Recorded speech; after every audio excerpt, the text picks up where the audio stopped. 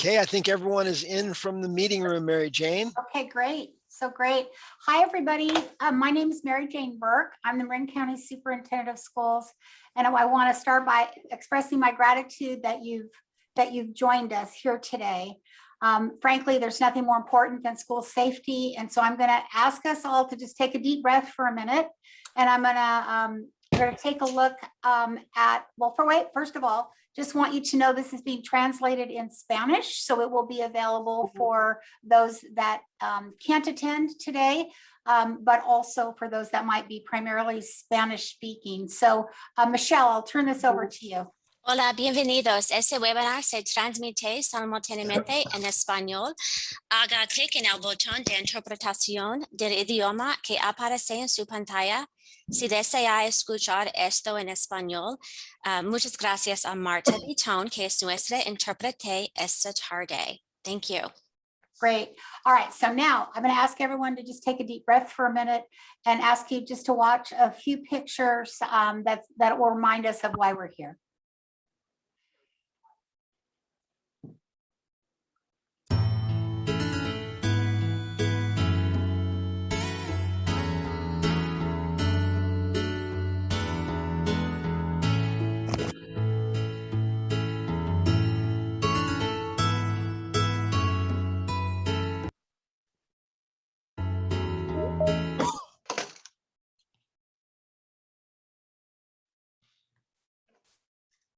We're going to try that one more time.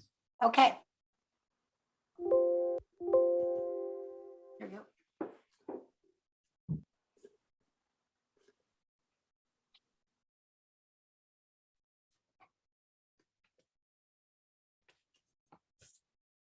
All right, so I'll describe for you. So as you saw there were pictures there of children as well as pictures of an adult.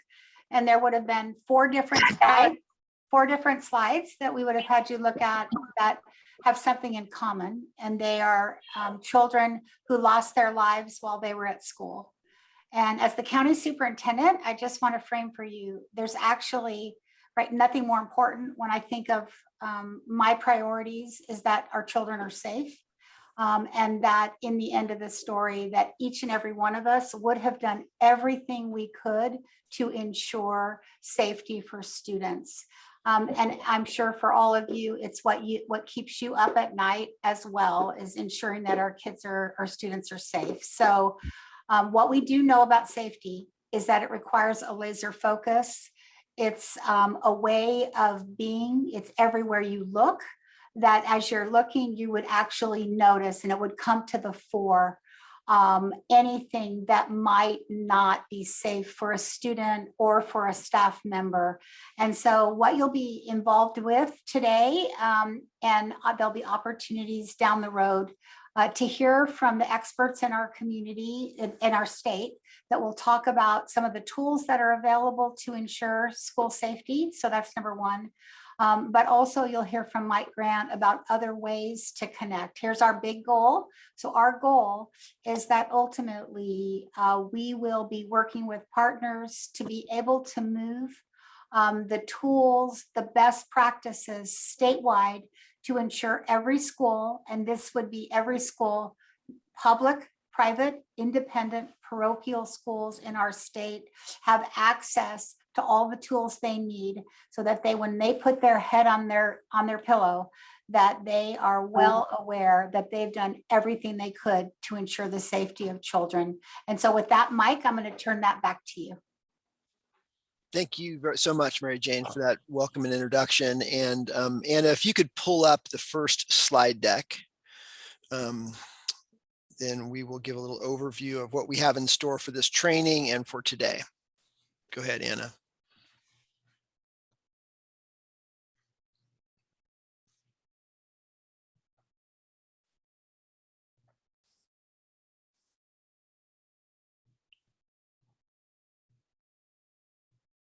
Great. Okay, so you can go ahead and go to the next slide.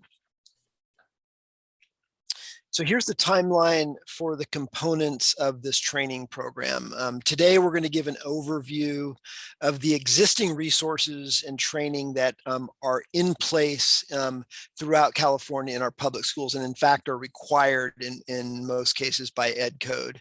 In about 6 weeks, we will do a school site walkthrough and actually conduct a fit inspection or a portion of a fit inspection, facilities inspection tool, a hazard inspection. We'll talk about the comprehensive school safety plan, and the site will be determined. We'll get you information once we confirm the site. It'll be a school in Marin County.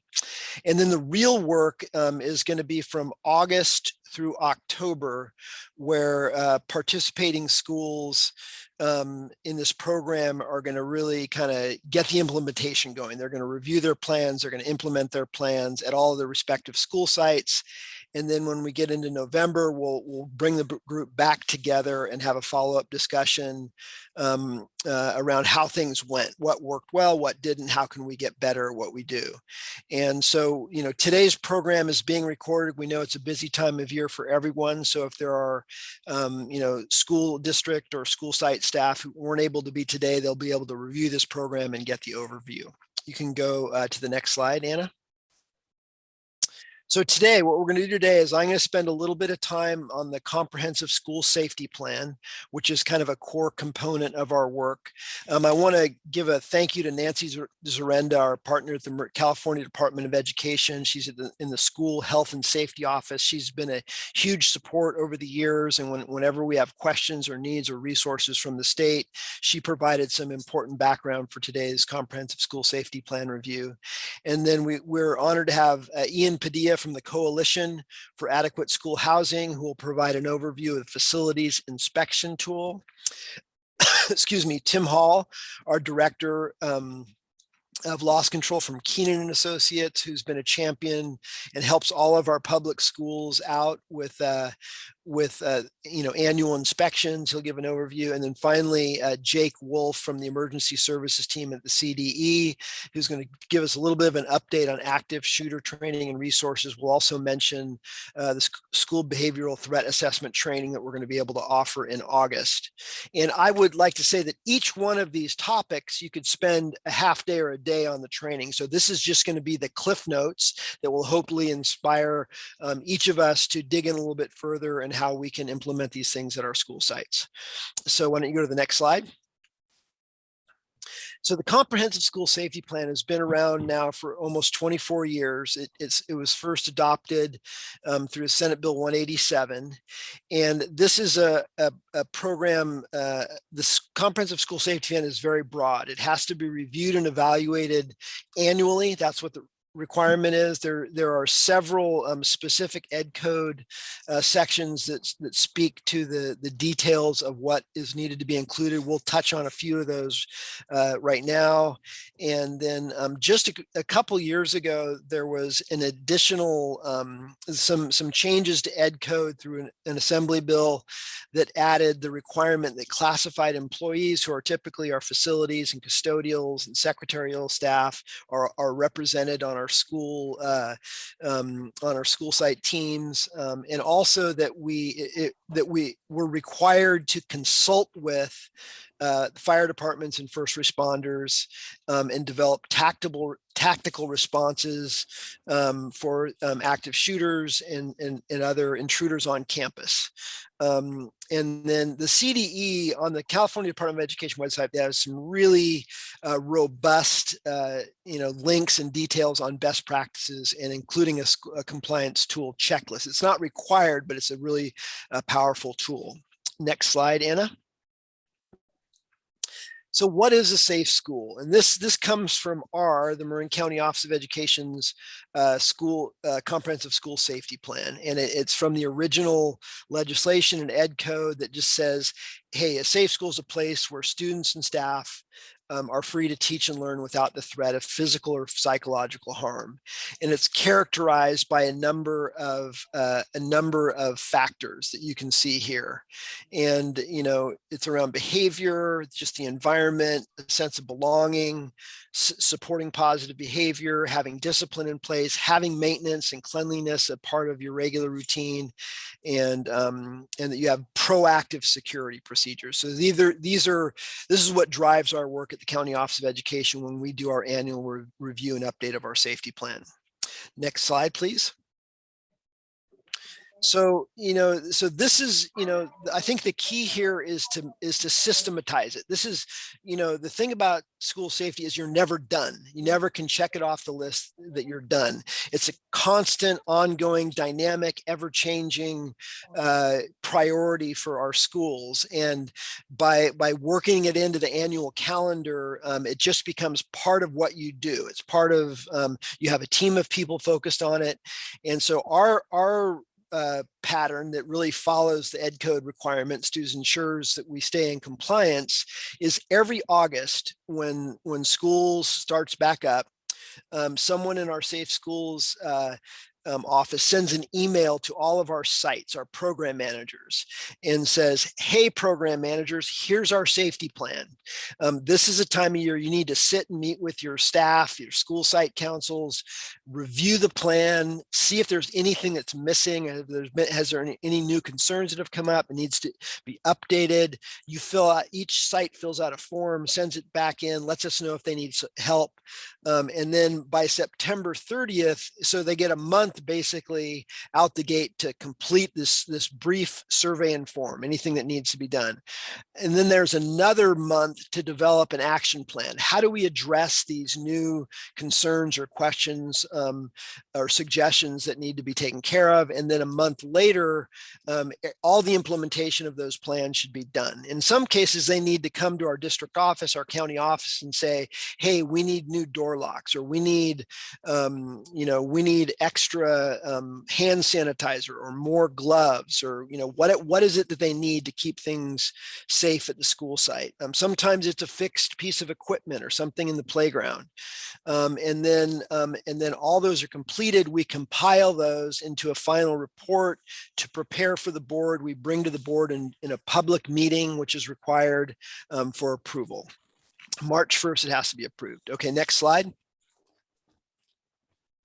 So the basics, there's like a 7-page compliance checklist that the CDE provides, and it really gives examples. It goes into detail of each of these basic components that are required. You have to have child abuse reporting. You have to have disaster procedures. Ed Code actually calls out, earthquake drills and fire drills. And there's everyone has to do at least one duck cover and hole drill. We typically do that on the Great Shakeout Day. The fire drills depends on the grade level. Some have to do them regularly. As the grade level goes up, the frequency of earthquake drills is reduced, a fire drills is reduced.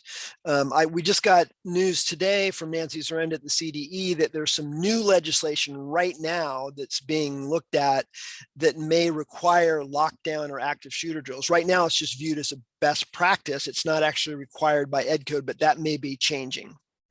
And then, it's interesting is, so there's all the required items, but then there's also encouraged items like policies around bullying prevention, roles of mental health community intervention, procedures for pesticides. They're not required in Ed Code, but they're encouraged and seen as a best practice. Next slide, please. So over the course of the past, I would say 5 or 6 years, these are kind of some of the significant changes that we've experienced in our comprehensive school safety plans at the Marin County Office of Education with our special education and alternative education campuses. We've developed and implemented sexual and gender-based harassment anti-bullying policies. Even though it's not a requirement, we've put it into our board policy that these practices are in place. We also, obviously, with the wildfire risks in Marin County and what we've experienced in the North Bay over the past few years, pardon me? Yeah. over the, if you're not on mute, please mute yourself. We did wildfire risk assessments at all of our school sites. We met with our local fire department. We walked through, we looked at defensible space, evacuation procedures, and put that into our school safety plans. We have AEDs now at all of our school sites. What's not on here is also we have stop the bleed kits. We have included active shooter training and support every year in our schools, and it's obviously needs to be age appropriate. We'll learn more about that in a little bit from Jake.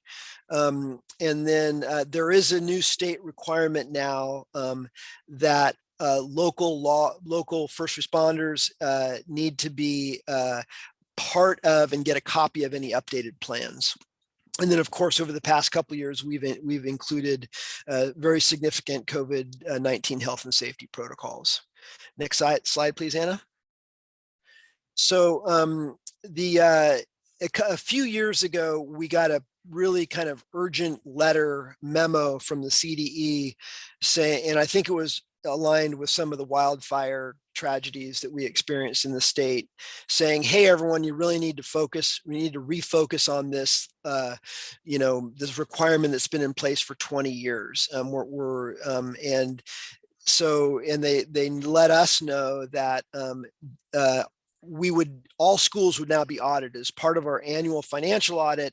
There would need to be our compliance with our school safety plans would also be audited. And so now every year I get a call from the business office and say, hey, can you send us a copy of the updated plan? Can you send us a copy of the agenda that shows the board reviewed and approved the plan? And then what we do is we work with our districts around the county to confirm with the County Office of Education that they are in compliance so that we can let the state know by October 15th every year that all of our schools are in compliance. And so what I forgot to say at the outset was that we realized that there are many people on this call who are very familiar with these because you're from public school districts who've been doing these for years.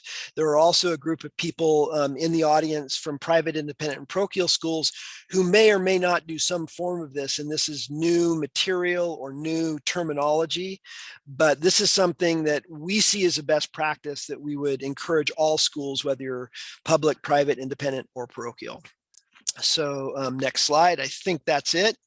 Yeah, and I, this slide here, the single most important thing here, the message is that for all of our safety, practices is we have this systematic approach and a timeline. So regardless of, there's always a turnover of new staff, new people in new positions, and that this is just baked into what we do every day and every year. We're always looking around and trying to see, is there anything that's unsafe here? Is there anything that we can do to make it more safe, and engaging our whole school community in the process. There is an overview of the comprehensive school safety plan, and at this point I'm going to hand it over to Ian Padilla from the Coalition for Adequate School Housing to tell us a little bit about our FIT inspections. Welcome, Ian. Thank you for being here. Thank you very much, Mike.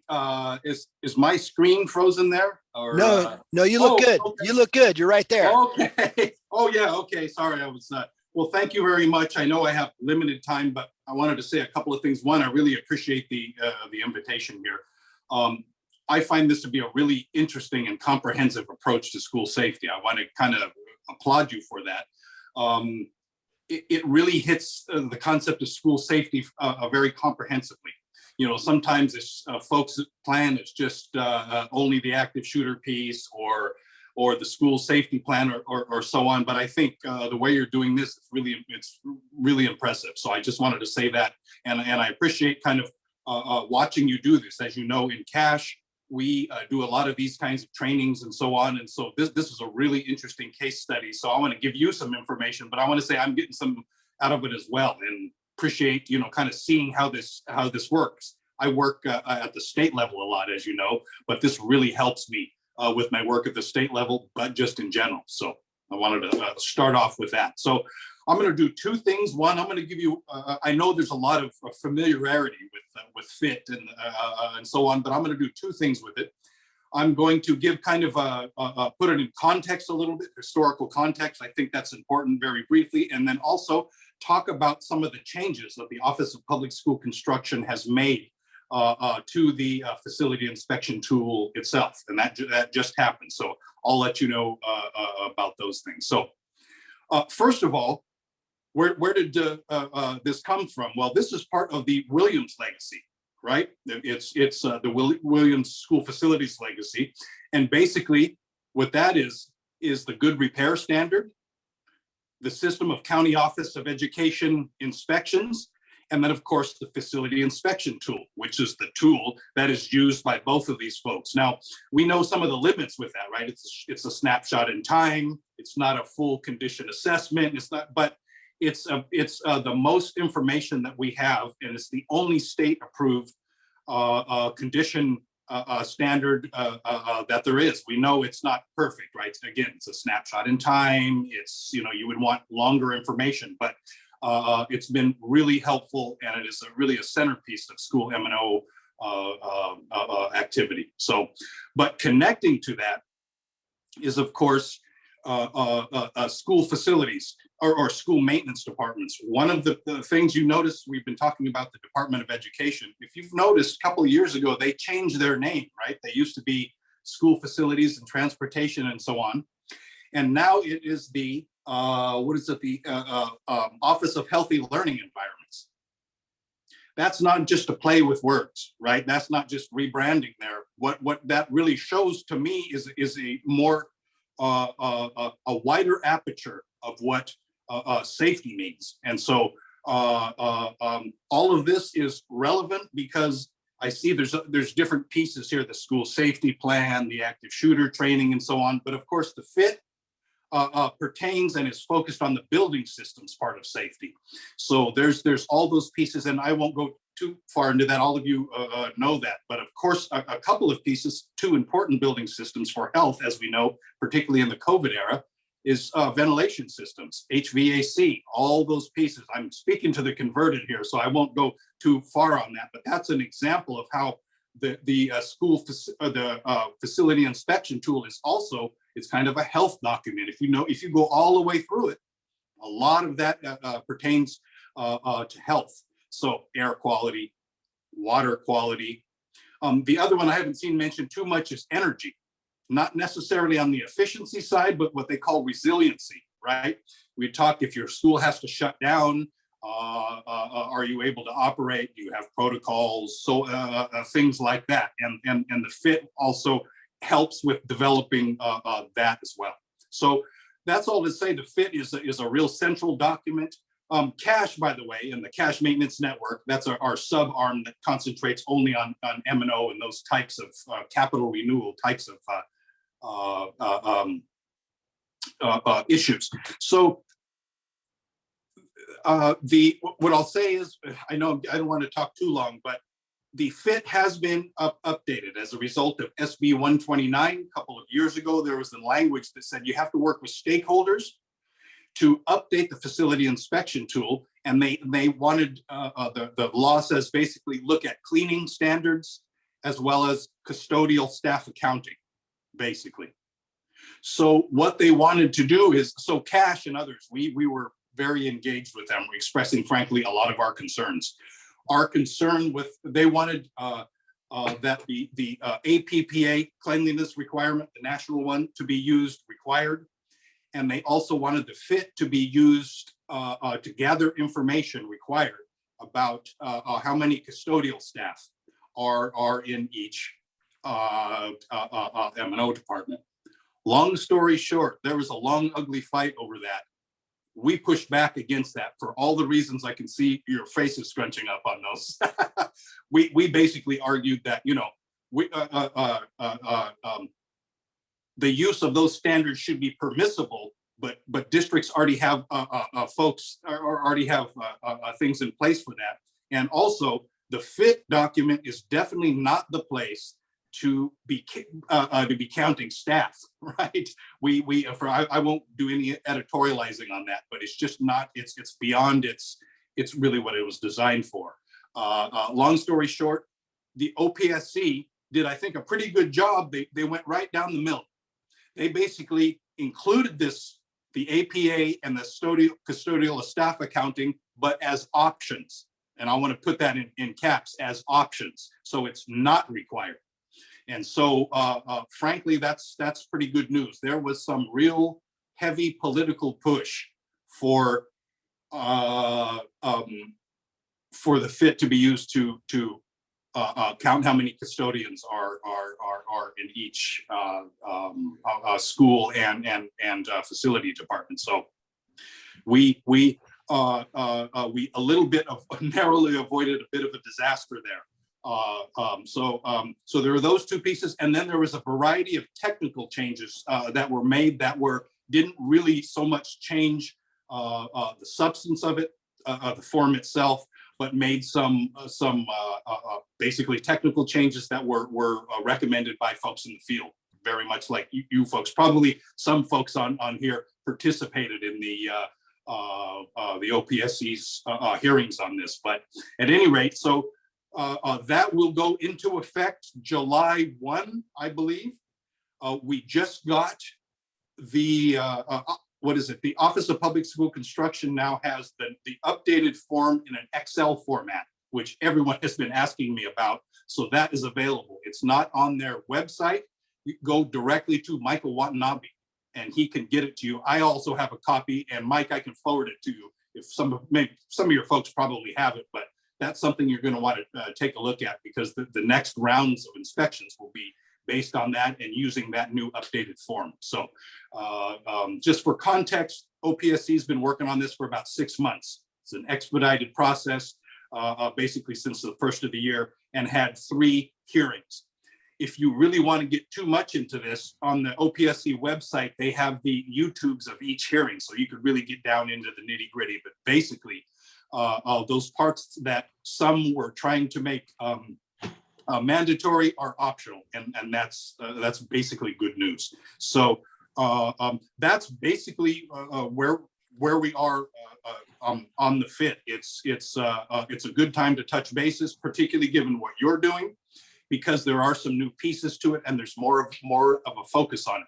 Before, it was only just facilities and M&O folks, but more and more people are realizing the significance of this for schools, and so it's getting a higher profile. And I'll just end on, folks here probably, again, know a lot about this, but the Coalition for Adequate School Housing did a couple of the FIT, what is it called? The Facility Inspection Tool Guidebook, which is kind of a companion piece to help, to goes along with this. It's basically best practices and so on. So when Williams first came out, we did one. Then when the LCAP came out, we did another one, right? Because those Williams legacy moved from the Williams into the LCAP.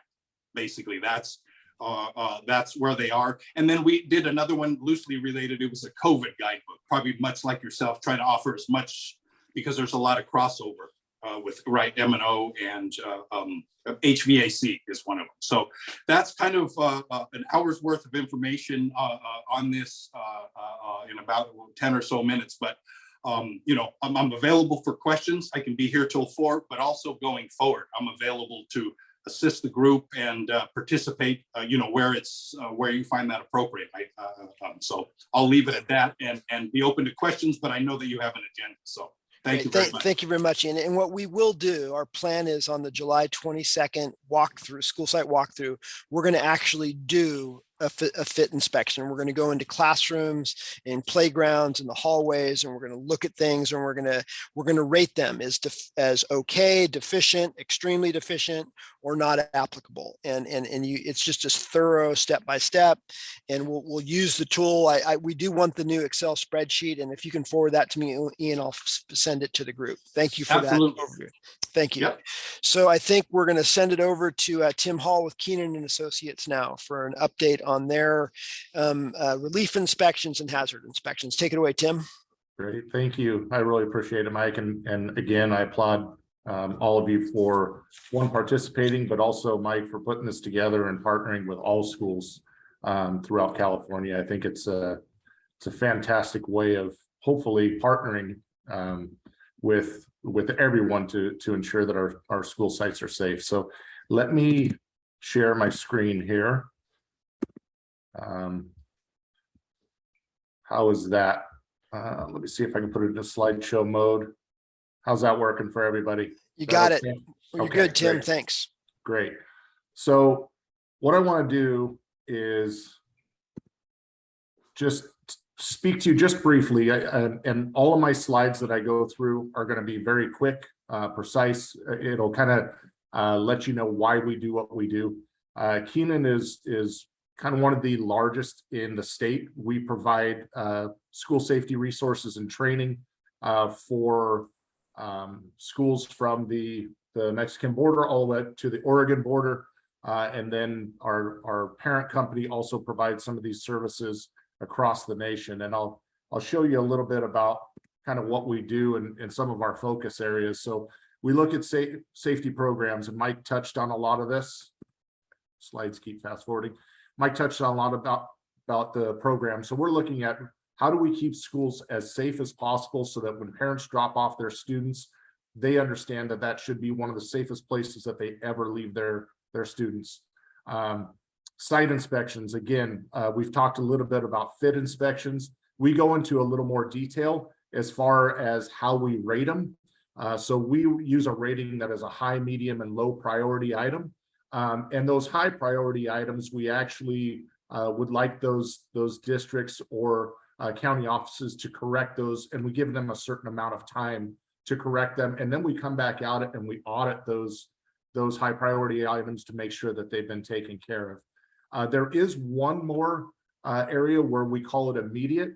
So if we ever find an immediate item on a school site, that means that we will not leave the school site until that has been corrected or it's been deemed safe enough for us to leave. And so we have a system that we use where we can actually call and email instantaneously from the field and say, hey, we found this issue. We need to take care of it. Can you send staff over so that we can take care of it before we leave? And we work very closely with both the M&O staff, custodial staff, and alike to correct these items. Preventative maintenance, I think, is a huge one. It's one of those things where if you stay on top of it, the small problems don't become bigger ones.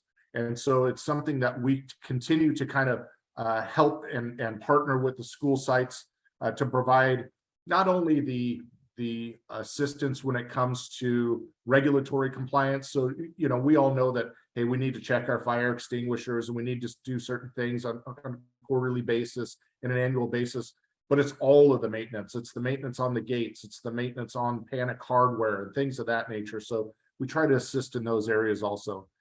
We have a very robust training and education program, both online and in person.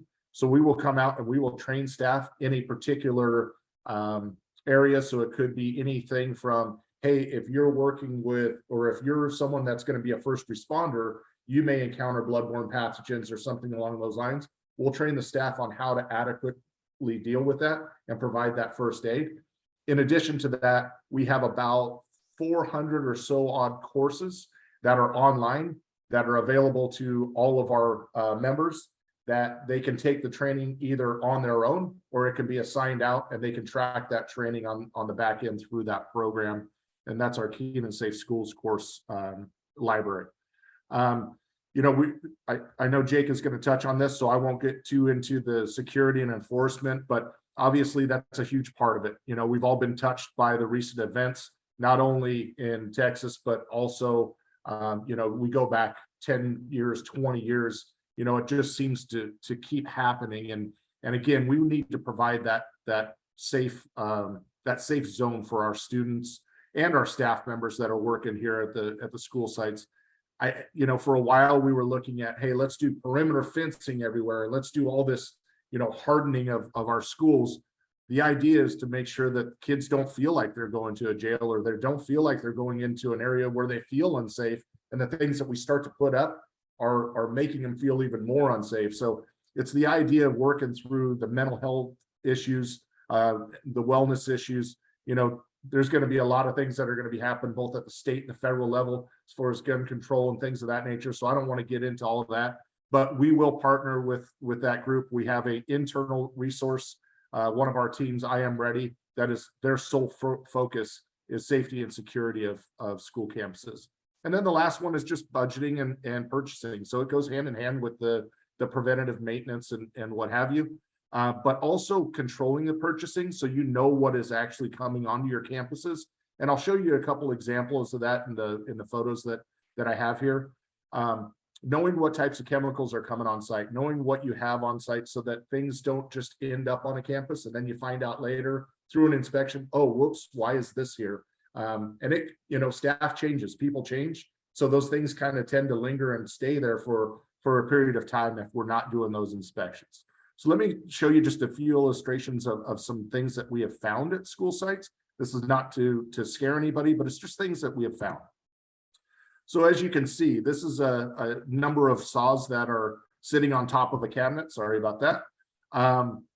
Probably when Mike talks about the great shakeout, so this is probably not the area you want to be sitting under if the earthquake happens, right? So this could be in a wood shop, it could be in a locked up area, maybe that's okay. But if it's out in an area where students have access, where students might be walking by or passing by, or it's near maybe an exit where if they have to leave because of an earthquake or because of a fire, they need to get out. We don't want them passing through an area that could potentially be harmful to them. This one is a tool that we use when we're checking our playgrounds. Sorry about that. And what that is it allows you to know whether or not students are very good at getting into small areas and areas and wiggling into things. What this tells you is that their body can go through, but their head cannot. And so if they start to, let's say, jump through this area and they get stuck, now all the weight is now on that student's head. And so we go out and we check playgrounds and we do inspections specific to areas like this to make sure that we don't have these pre-existing conditions, or what can we do to change it? How can we make changes in order to do that? And we can both train staff on that, or we can come out and conduct those inspections for you as well. This is an area that's a little hard to see, and I know my slides keep jumping forward, so if it does, I apologize. But this is an area that would be supported, it supports a swing. And so as you can see, the amount of wear that's here, if you don't inspect them, if you don't take a look at them, they just over time, it's just normal wear and tear. It's that preventative maintenance that we talked about. So making sure that we're doing these types of inspections on a monthly, quarterly, annual basis to ensure that this piece of equipment doesn't break while the student is swinging and then potentially cause harm to them. Let me go to the next one here. Again, we talked about emergency situations. This is a situation where we would not want to have students on site and have a locked area. Anything that is panic hardware with an exit sign that's illuminated like this means that they should be able to open that and get out as quickly as possible.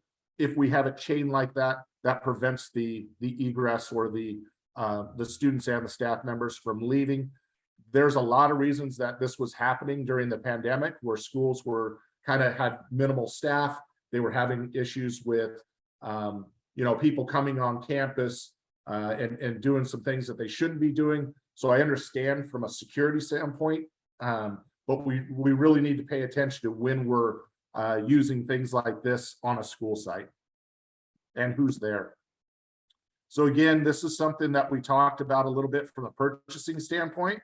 And you can see how this has probably been on campus for way too long. This would be deemed as hazardous waste at this point. We call it inherently waste-like, which means that basically you're not going to be able to use this product anymore for its intended purposes. And so we would go in, identify things like this, and make sure that we're working with a hazardous materials vendor to remove it from the site so it doesn't cause any harm to students or staff. Going on to the next one, and again, I'm going to have to, I don't know what's going on with my slides here, but again, very similar situation. where we have gasoline stored in a non-flammable cabinet. We want to make sure that these things are separated, they're protected, and they're not in an area where they could, again, cause damage to the property and or cause a larger fire that could potentially cause harm to staff and students. Going on to the next one here. This was found in a theater shop. And we tend to find a few different things in theater shops. Lots of equipment that gets brought in because they're building stages. There's a lot of volunteers that help out with that. So we just want to make sure, again, we open up cabinets, we go inside of these rooms, and we really do a detailed inspection to make sure that, you know, things like this are removed and removed without causing any harm to folks. And again, this goes back to purchasing. So if you see a request like this coming through purchasing, I would say that the answer would be no, we can't purchase that. We shouldn't have that on a K-12 site or a private school site. We're coming to the end here. And so the last one that I wanted to kind of show here is this is a kind of a model classroom, if you will. Not everything that we see, we find recommendations or we find high or medium priority items. What we want to do is, again, see the site in the perfect situation. We are not safety cops. We are partners with the school site to try to provide, again, that safe environment. And so when we have schools that are doing the right things, we want to celebrate that. You know, when we go out and we do these inspections, about 10% of the time, we're actually finding something. That means 90% of the time, these classrooms and these locations that we're going into are safe. They look great.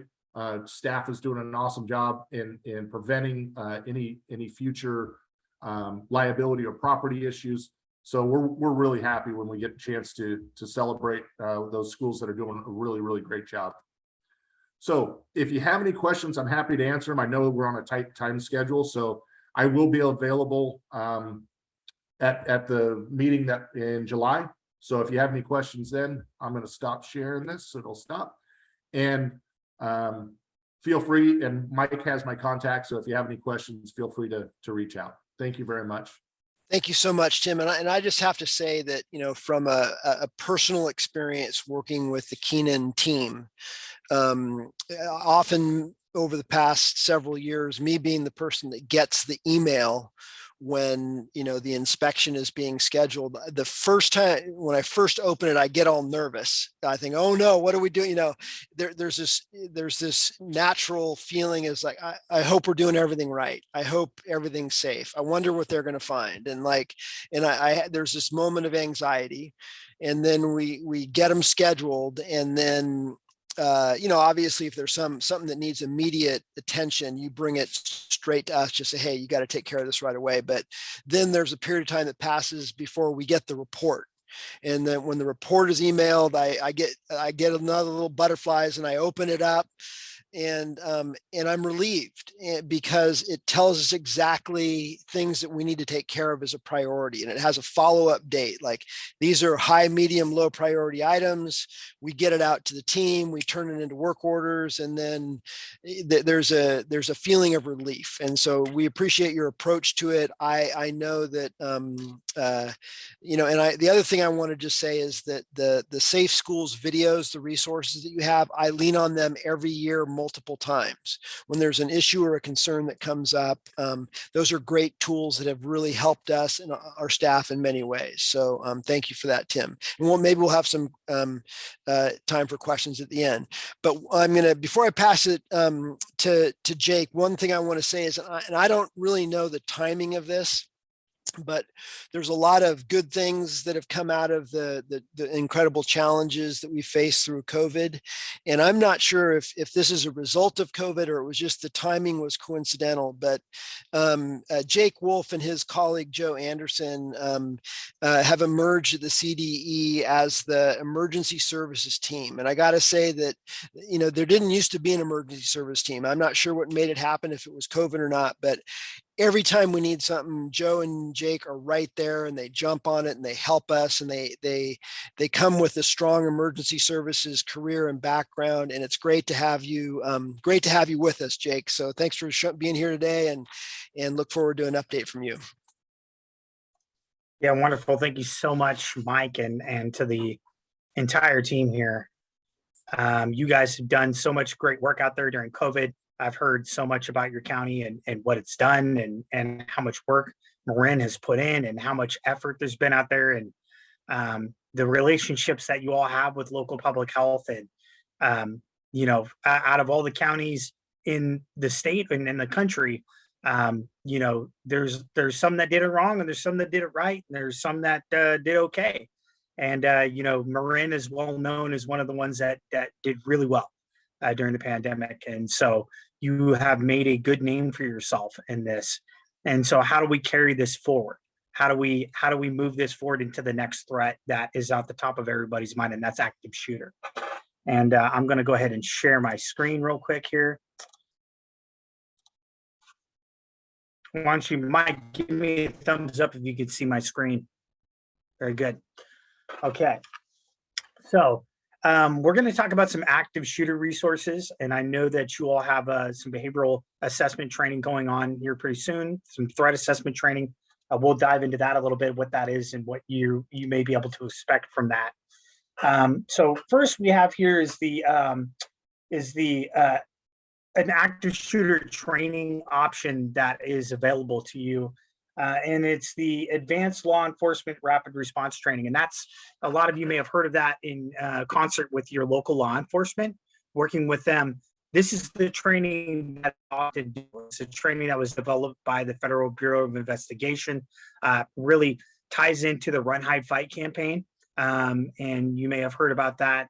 That's a great program. We'll talk a little bit about that here in the next few minutes. And really it has been the forefront of what active shooter training and active shooter prevention, response, and recovery looks like. It was developed in Texas from the Texas State University, and there's about 114,000, and that's kind of an older number. It's actually more now that are trained in this training. And really the FBI has done a great job of pushing this out. And that's kind of the training. In fact, in Ovadi, that's the training that they were doing prior to. And I know, I've been working closely with Nate Gergich, who is from Sacramento County Sheriff's Department, and also the task force representative for the Federal Bureau of Investigation for active shooters.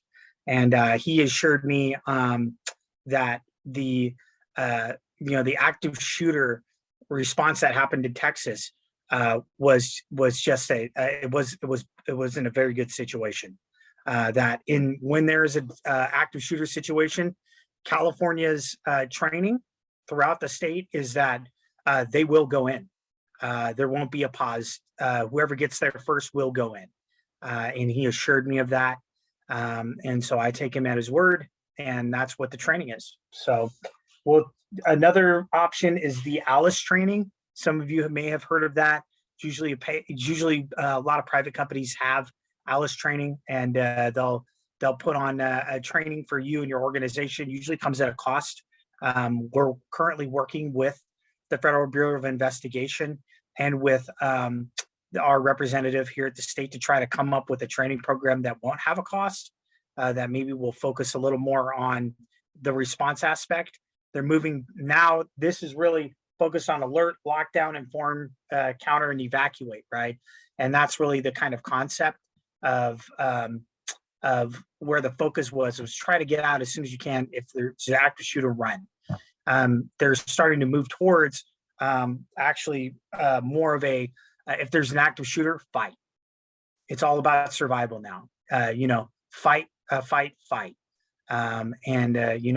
It's take the shooter down. There's only usually one of them. It's usually a lone gunman, and try to take them down. And so there will be more information about that coming forth in the next short order. So maybe the next year, you should see something come out from the federal government, and we're trying to be part of that development.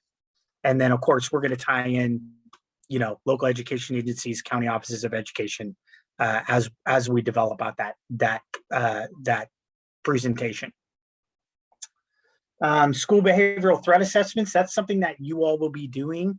A training that's put on by REMS TA, which is the Readiness and Emergency Management for Schools Technical Assistance Center. You all will be, I believe that that's the training that you all will be putting on, Mike, is that correct? That's right. Yeah, we've just were confirmed for August 30th from 8 to 12. And we're going to be collaborating with Nancy and the CDE to get that out to our to the state, to everyone in the county and everyone in the region.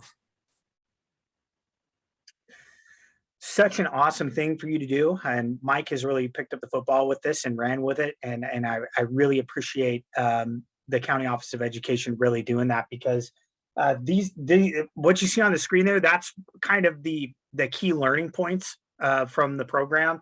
And it's key findings of Safe Schools Initiative, which we could dive into that another time. We don't really have time to get all into that today. Understanding the purpose of the school threat assessment and the role of the threat assessment team, and then effective elements of a school threat assessment, the 5 stages of a threat assessment, and then how you can recognize threats. And it's a great program.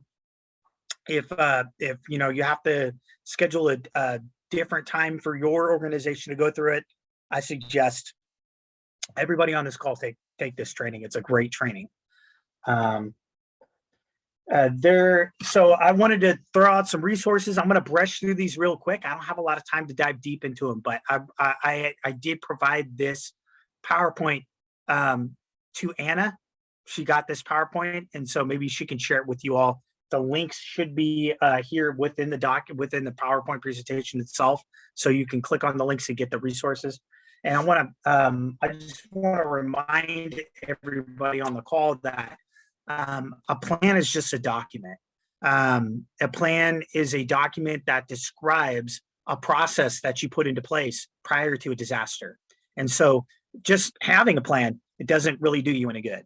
But having a plan that everybody knows, and you have exercised it, you have implemented it, and you implement it on a normal basis, you're going to know what to do in a disaster rather than having a plan on the shelf, which won't really, emergencies break plans. That's what they do. When an emergency happens, that's where the rubber meets the road. And that's when you find out how much you actually did to prepare. That's where that comes up. So the more you can do to prepare ahead of time, and a plan should just simply document those steps that you took in order to respond to a disaster or prepare for a disaster, and whether man-made or natural occurring. So that's just a concept from REMS TA and the things that they have listed on their list.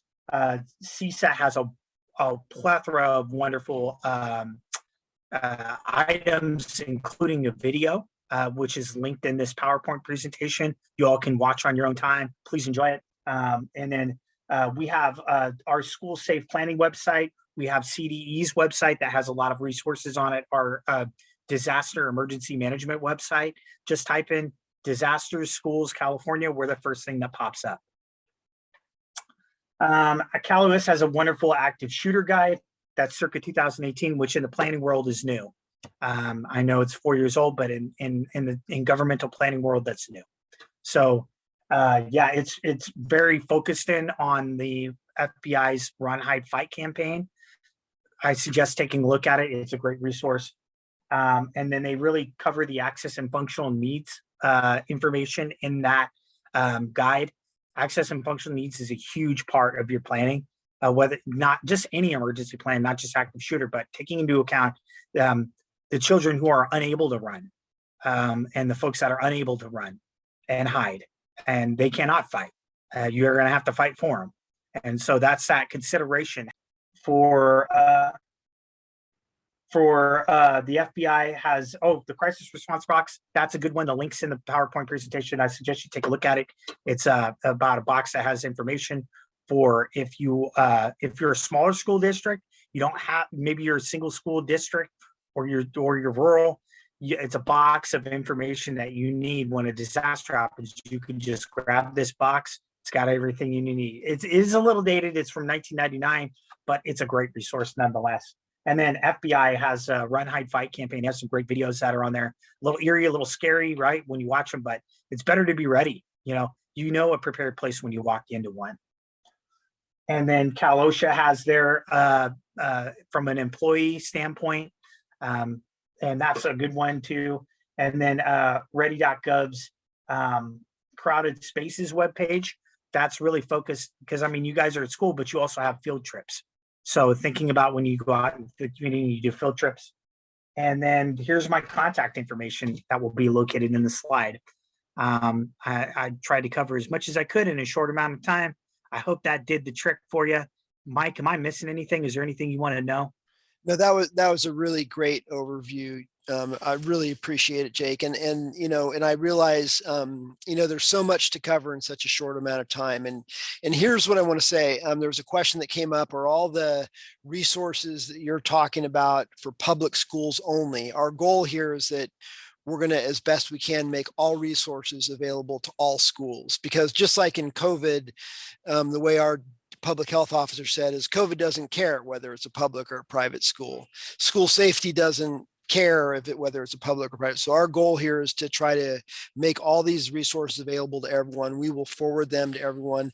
And also, I know that Mary Jane has a plan to pull together our school community and law enforcement community in the fall, maybe even before the startup of school, to have a meeting around active shooter preparedness, planning, training, and to break into jurisdictional kind of breakout rooms with schools in, the Sausalito Marin City area or the Central Marin area or in Novato, to meet with their local law enforcement, local fire department, to make plans, to identify needs and to address those needs specifically around getting ready for active shooter. So that's going to be the plan for the fall. Stay tuned for additional information. We one more thing I want to add real quick, and that's make sure that you all, the fire season is fast approaching. If you have not signed up for SIRS or you don't know how to use the school's emergency reporting system, shoot me an email. We need to make sure that everybody's on board, ready to go for the fire season. And that's all I'm going to say about that. And I'll give it back to you, Mike. And if anybody has any questions, I'll stay after for a few minutes. That's great. So we're going to honor the 4:00 end time. So we honestly, at this point, don't have time for questions. Anna and I will take questions and we'll send them out to our panelists and address them the best that we can. We're going to do a follow-up email with all of the slides and links and resources from this training, and a reminder for the July 22nd school site walkthrough. If we can get I know that July 22nd, some people will be on vacation. Oftentimes it's when facilities and school safety staff are most busy because we're getting ready for the coming year. But what we're going to do is, if we have our act together, we'll try to tape the walkthrough, or at least portions of the walkthrough, so that can be a resource. And then we'll get to the real work in our respective school sites when we get back into school. But to our panelists today, Ian, Tim, Jake, we can't thank you enough for being here. For all of you who made the time to be here today, we thank you. We will have this recording posted on our website for any of your colleagues who weren't able to be here. And we hope you can join us for the next phase on July 22nd. Thank you, everyone. We really appreciate it. Be safe.